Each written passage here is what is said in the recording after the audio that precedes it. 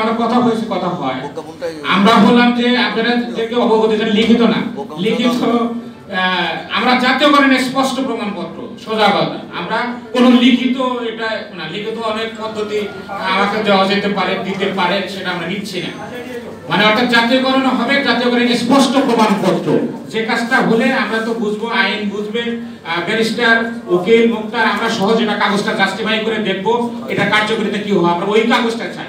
আমরা যে কোনো কাগজ আর চাই না, আমরা যে কোনো কাগজ পেতে পারি, পিএসসি বহু আগে পেয়েছে, আরো পাবো, সেটা আমরা চাই না।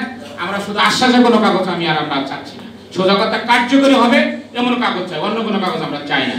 আমরা আসলে কষ্ট করেছি, আরো কষ্ট করতে চাই, আমরা কার্যকরী কাগজ পেতে চাই। এখন আমাদের কেন্দ্রীয় সাংগঠনিক সম্পাদক এবং আমাদের একটা উপকমিটি আছে, স্ট্যান্ডিং কমিটি, ওটার চেয়ারম্যান কথা হচ্ছে মোহাম্মদ মাসুদ রানা। আসসালামু আলাইকুম প্রিয় সাংবাদিক বন্ধুগণ, নকলনবিশ সহযোদ্ধা ভাইরা, আসলে একটা কথা আমি আপনাদেরকে স্পষ্টভাবে বলতে চাই।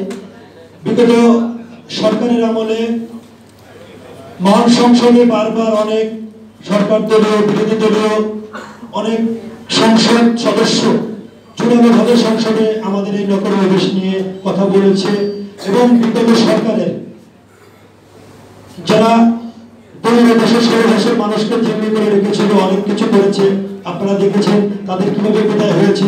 যেহেতু আমরা একটা পেশাজীবী সংগঠন, আমরা স্বাধীনতা বজায় রেখে কথা বলছি।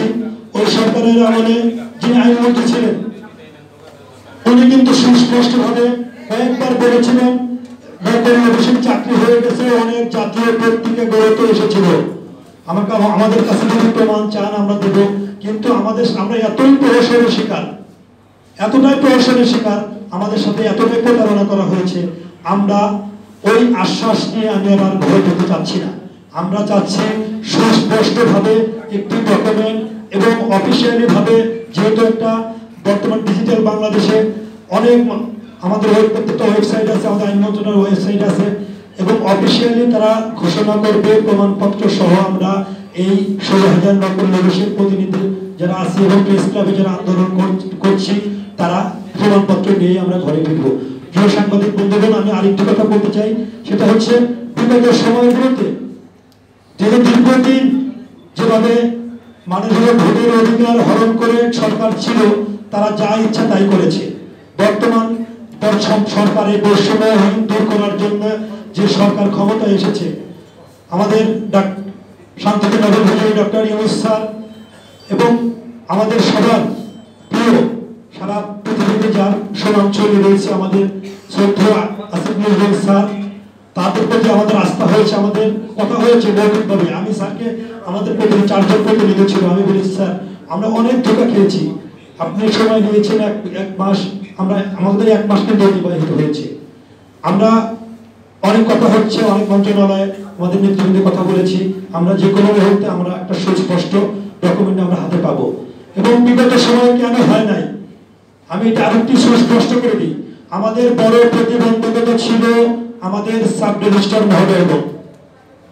আবারও বলছি, বিগত সময়ে সবচাইতে বড় প্রতিবন্ধকতা ছিল আমাদের সাব রেজিস্ট্রার, জেলা রেজিস্ট্রার মহোদয়। কিন্তু বর্তমান সরকার 5 তারিখে ক্ষমতায় আসার পর আমাদের আসিফ নজরুল স্যার যে প্রত্যয় নিয়ে এসেছিল এবং সাবেক আইনমন্ত্রী ওই ফ্যাসিলিটি সরকার আইনমন্ত্রী আনিসুল হক যে সমস্ত মিথ্যা প্ররোচনা দিয়েছিল এবং তার নেতৃত্ব কিছু সাব রেজিস্ট্রার, জেলা রেজিস্ট্রার ছিল, তারা এই নকলনবিশ জাতির ভাগ্যের যে পরিবর্তন নিয়ে ছিনিমিনি খেলেছে। কিন্তু বর্তমানে যে BRS, Bangladesh registration service association, যে আমাদের যে সংগঠন আছে, এই সংগঠনের বর্তমান আহ্বায়ক, সদস্য সচিব সহ তাদের প্রত্যেককে আমরা এই নকলনবিশ অ্যাসোসিয়েশন এবং বৈষম্য বিরোধী দাবি আদায় অ্যাসোসিয়েশনের পক্ষ থেকে আমরা ধন্যবাদ জ্ঞাপন করছি। তারা লিখিত আকারে তাদের দাবিনামার মধ্যে আমাদের এই নকলনবিশের জাতীয়করণ যুক্তি তারা সুস্পষ্টভাবে লিখে দিয়েছে এবং গতকালকেও আমাদেরকে তারা অফিসিয়ালি একটা চিঠি দিয়েছে। নকলনবিশ রাষ্ট্রের গুরুত্বপূর্ণ কাজ করে, নকলনবিশ হচ্ছে এই রেজিস্ট্রেশনের প্রাণ। ওনারা সুস্থ করেছে, এদের দাবির যৌক্তিক, এদের দাবি মেনে নেওয়া হোক, অফিসিয়ালি আইন মন্ত্রণালয় গতকালকে দিয়েছে। স্যারকে আমরা ধন্যবাদ জ্ঞাপন করছি। আমাদের বিআরএসকে ধন্যবাদ জ্ঞাপন করছে। আমাদের প্রশাসন আইজিআর মহোদয় অনেক আন্তরিক, তিনি আমাদের জন্য সার্বক্ষণিক করছে। আপনারা সবাই ভালো থাকবেন। আমাদের আজকের সংবাদ সম্মেলন এখানেই শেষ করছি। সবাইকে ধন্যবাদ। আসসালামু আলাইকুম।